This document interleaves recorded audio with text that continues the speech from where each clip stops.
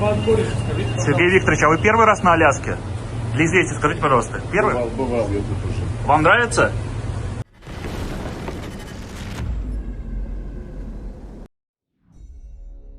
Ukrainian forces struck the Olya seaport in Russia's Astrakhan region, hitting a ship loaded with Shahed drone components and ammunition from Iran, according to Friday's General Staff report. According to the statement, Special Operations Forces, in coordination with other units of the Defense Forces, on Thursday, August 14, targeted the port to reduce Russia's capacity to launch airstrikes. Olya serves as a key logistics hub for importing military supplies from Iran. The vessel struck was the port Olya 4, reportedly carrying UAV parts and munitions. The battle damage assessment is ongoing. Some reports seen by intelligence company Ambre Analytics said the vessel had sunk. The attack is a rare one on a Russian cargo vessel. Ambre believes this is only the second time it has happened during the Ukraine war. Ukraine's government described Olya as a key logistics hub for Iranian military supplies bound for Russia.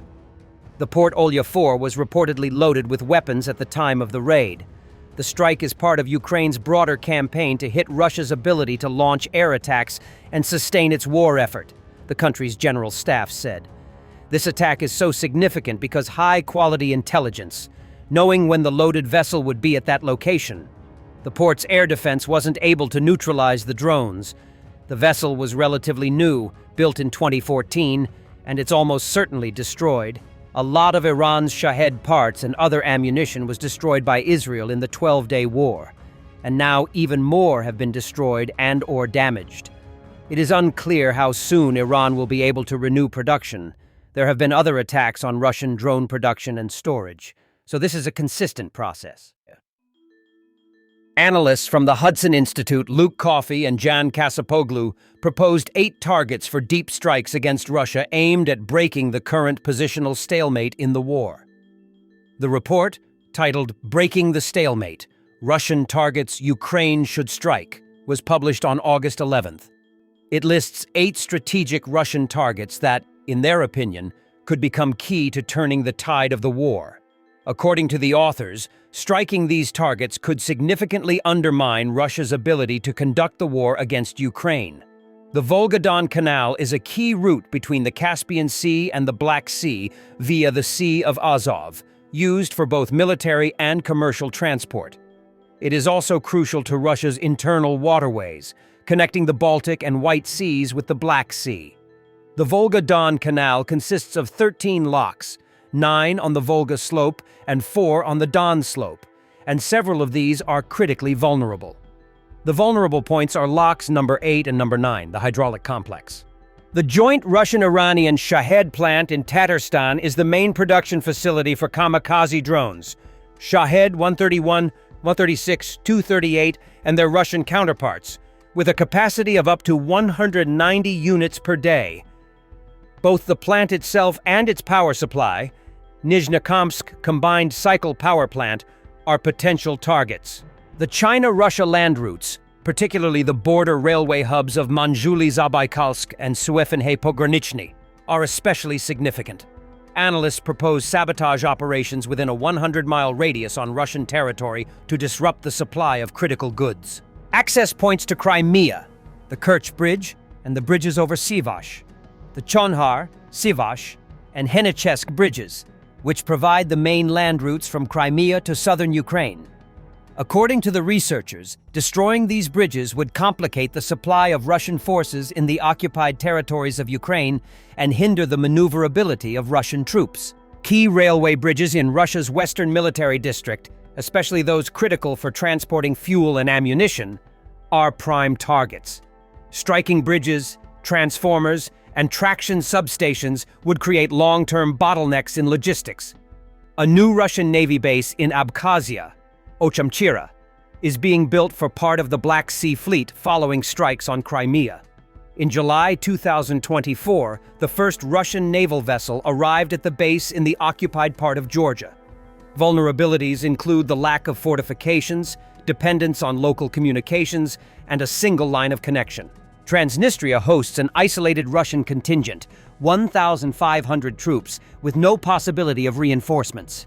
A potential takeover would reduce the threat to Odessa and deprive Russia of a foothold in the west. Russian Pacific Fleet bases are not directly involved in the war, but their naval infantry is fighting in Ukraine. It is proposed to use maritime or aerial drones to demonstrate strategic reach and force Russia to disperse its forces. Strikes on the listed targets should increase the political and economic cost of aggression and destroy Russia's key logistical, industrial, and military capabilities. After the strike on the Syzran refinery, one of the largest in the Rosneft system, the main Ilu AVT-6 unit was disabled and several tanks damaged. The plant produces a wide range of fuels, including jet fuel, and supplies the Russian military. Local gas stations have already limited fuel sales. Russian-installed anti-drone nets failed to protect the site. Lavrov has arrived for the meeting in a shirt that says USSR. And this is all you need to know about these schmucks. For Russians, the USSR was their greatest achievement. But for the nations living under the bloc, it was a dungeon. Сергей Викторович, а вы первый раз на Аляске? Для известия, скажите, пожалуйста. Первый? Бывал, я тут уже. Вам нравится? A Ukrainian tank crew from the 63rd Mechanized Brigade eliminated a group of Russian soldiers in the ruins of Torska, the Ukrainian Land Forces report. Despite being hit by a drone en route, the crew completed their mission. As of August 15, 2025, the situation in Torska, located in the Krasny Lyman direction of Donetsk Oblast, remains critical. Russian forces have reportedly captured most of the village, with ongoing assaults in nearby Zareknoye and river-crossing operations over the Zherobets River. This advancement is part of a broader Russian offensive that has seen gains in various sectors, including Vuhledar and Kreminna. Ukrainian forces are engaged in fierce resistance, attempting to halt the Russian advance and prevent further territorial losses. A Ukrainian sniper eliminated 2 Russian soldiers from a distance of 4,000 meters near Pokrovsk-Mirnohrad in Donetsk region, using AI-assisted targeting and a 14.5mm alligator rifle. The shot was made on August 14, 2025 by the private sniper unit. The previous longest known shot was 3,800 meters, also by a Ukrainian. Азимут 193. Постріл.